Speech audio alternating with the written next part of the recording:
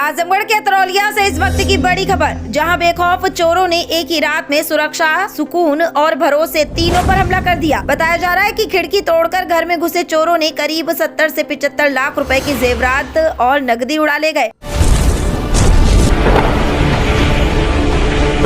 पूरा मामला अतरौलिया थाना क्षेत्र के जोगीपुर गांव का है, जहां बुधवार देर रात अज्ञात चोरों ने ऐसी वारदात को अंजाम दिया कि सुबह होते ही पूरा गांव सन्न रह गया। पीड़ित शैलेंद्र तिवारी पुत्र स्वर्गीय हरिनाथ तिवारी अपने परिवार के साथ रात में भोजन के बाद अपने अपने कमरों में सोने चले गए थे। रात करीब 11 बजे के बाद चोरों ने घर के पीछे लगी खिड़की को तोड़ा और सीधे उस कमरे में घुस गए, जहाँ पहले से कीमती जेवरात और नकदी रखी हुई थी। सुबह करीब 4 बजे जब शैलेंद्र तिवारी की नींद खुली और वह ब्रश लेने कमरे की ओर गए तो उनके पैरों तले जमीन खिसक गई। खिड़की टूटी हुई थी, अलमारी खुली पड़ी थी और उसमें रखे करीब 70 लाख रुपए के सोने चांदी के जेवरात, 40,000 रुपए नगद, साथ ही अन्य कीमती सामान चोर साफ कर चुके थे। चोरी की खबर फैलते ही पूरे गांव में हड़कंप मच गया। हर कोई यही सवाल पूछ रहा है, इतनी बड़ी चोरी और किसी को भनक तक नहीं। सूचना मिलते ही अतरौलिया थाना अध्यक्ष देवेंद्र नाथ दुबे पुलिस बल के साथ मौके पर पहुंचे। मामले की गंभीरता को देखते हुए डॉग स्क्वाड और फॉरेंसिक टीम को भी बुलाया गया, जिन्होंने घटनास्थल से अहम साक्ष्य जुटाए हैं। पुलिस का कहना है कि चोरों ने पूरी प्लानिंग के साथ उसी कमरे को निशाना बनाया जहां कीमती सामान रखा गया था, यानी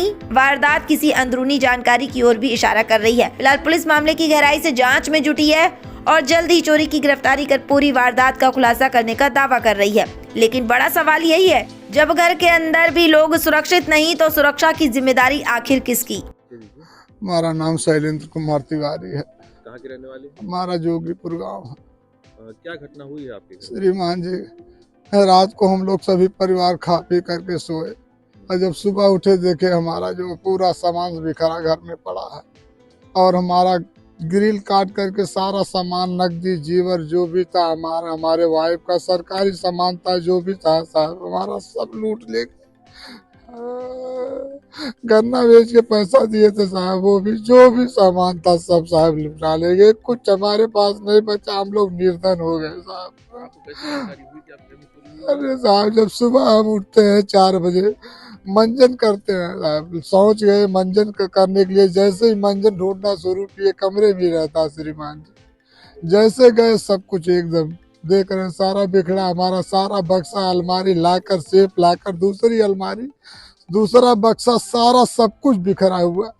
लगभग कितने का नुकसान हुआ होगा? अरे श्रीमान जी, हमारे माँ की कमाई थी, हमारे बाप का कमाया हुआ था, हमारा कमाया था, जितना हमारे पास ससुराल से मिला था, जितना हम लोग कमाए थे।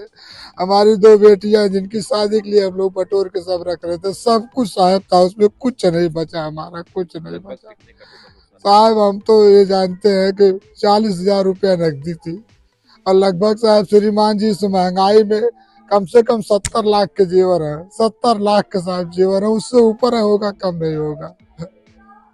तो जो पुलिस को जानकारी दी है? हाँ साहब, 100 नंबर को हम लोग फोन करके बुलाए, हमारे एसओ साहब सभी लोग आए हैं, हमको साहस दे रहे हैं कि घबराइए मत, आप शांत रहिए, आप मत रोइए, आप मत कुछ कहिए, हम आपका जो भी जहाँ ले गया होगा हम आपका सामान दिलाएंगे, आप घबराए। हम जोगी जी से गुहार लगाते हैं प्रदेश के मुखिया हमारे संत श्री बाबा जी से गुहार लगा रहे हैं साहब, हमको न्याय मिल जाए। हे आई जी साहब, हे डीआई जी साहब, हे महादेव जी, हे भगवान श्री कृष्ण, हे राम, हे भगवान, हमको न्याय मिल जाए साहब, बस और कुछ नहीं।